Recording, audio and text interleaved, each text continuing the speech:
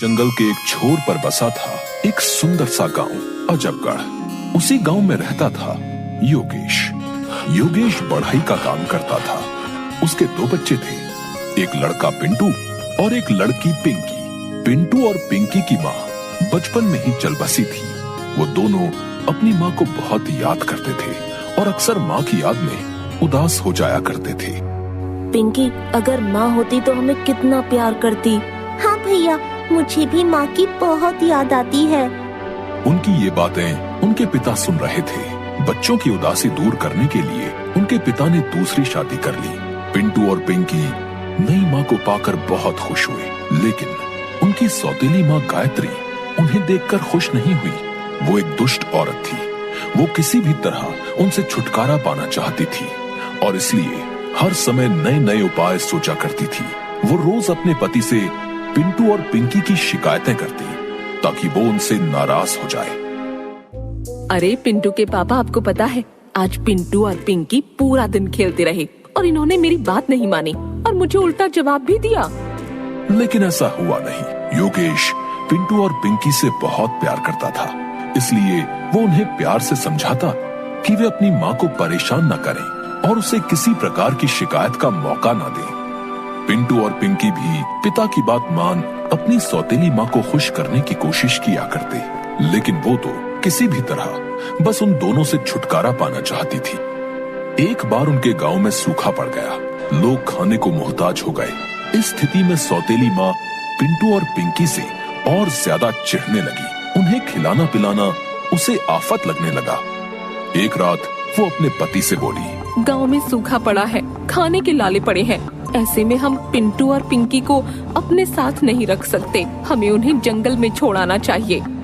ये सुनकर पिंटू और पिंकी का पिता उदास हो गया और बोला, वो नन्हे बच्चे, मैं उनके साथ ऐसा कैसे कर सकता हूँ? कुछ तो उन पर दया करो।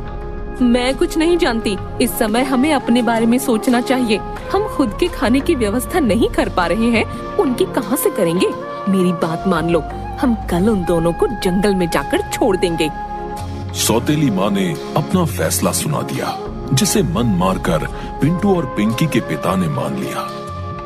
इन दोनों की बातें पिंटू ने सुन ली, जो उस समय जाग रहा था। वो तुरंत घर के आंगन में गया और वहाँ कोने में रखे डिब्बे से अपने कुछ कंचे अपने पास रख लिए। अगली सुबह सौतेली माँ उनसे बोली, पिंटू और पिंकी, हम लोग लकड़ियाँ काटने जंगल जा रहे हैं। तुम दोनों भी हमारे साथ चल रहे हो। चलो जल्दी तैयार हो जाओ।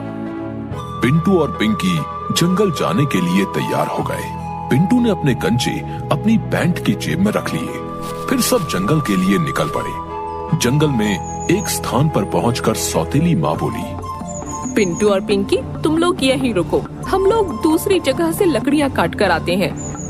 उनका पिता कुछ नहीं बोला, बस उदास आंखों से उन्हें देखता रहा। फिर उनकी सौतेली माँ के साथ वहाँ से चला गया।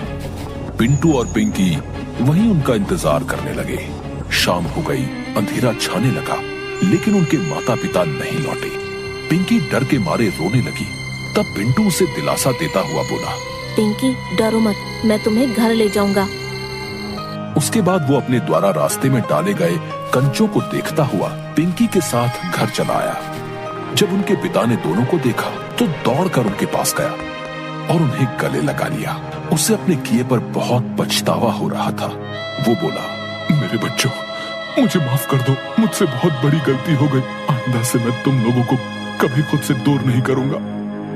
पिंटू और पिंकी को वापस घर आया देख सौतेली माँ नाराज हो गई। वो दूसरे मौके का इंतजार करने लगी। कुछ दिनों बाद जब उसका पति किसी काम से शहर गया तो वो पिंटू और पिंकी के पास जाकर बोली, चलो आज लकड़ियाँ काटने जंगल चलते हैं।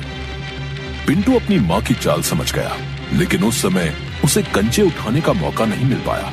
वो भागकर रसोई घर गया और वहाँ से चावल के दाने अपनी जेब में डाल लिए। इस बार सौतेली माँ उन्हें दूसरे रास्ते से जंगल ले गई। पिंटू इस बार चावल के कुछ दाने रास्ते में डालता गया। जंगल पहुँचने के बाद सौतेली माँ उन्हें एक पेड़ के नीचे बैठाकर बोली, तुम दोनों यहाँ बैठकर मेरा इंतजार करो, मैं दूसरी तरफ से लकड़ियाँ काट कर आती हूँ।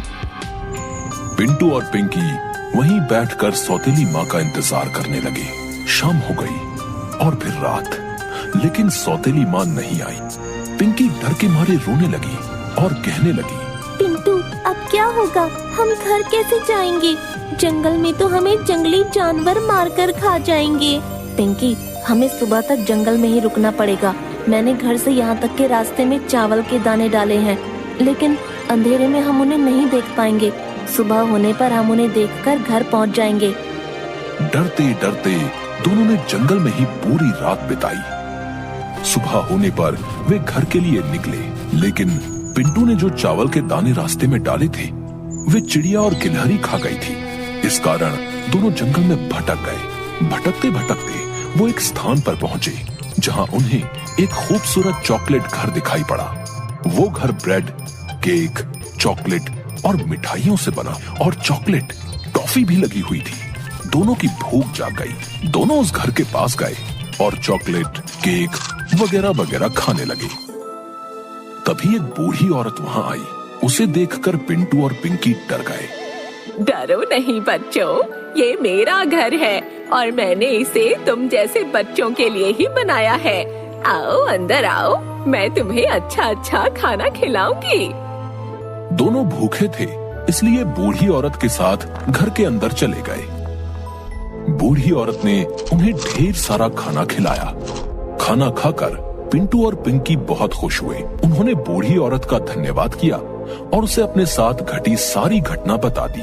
उन्होंने उसे बताया कि वो अपने घर का रास्ता भूल गए हैं और वे जंगल में भटक गए हैं। उन्होंने बूढ़ी औरत से पूछा, क्या आप हमें हमारे घर पहुंचा देंगी? ये सुनकर बूढ़ी औरत जोर जोर से हंसने लगी। अब तुम लोग यहाँ से कहीं नहीं जा सकते, तुम्हें यहीं रहना होगा। मैं तुम दोनों को खाकर अपनी भूख मिटाऊंगी।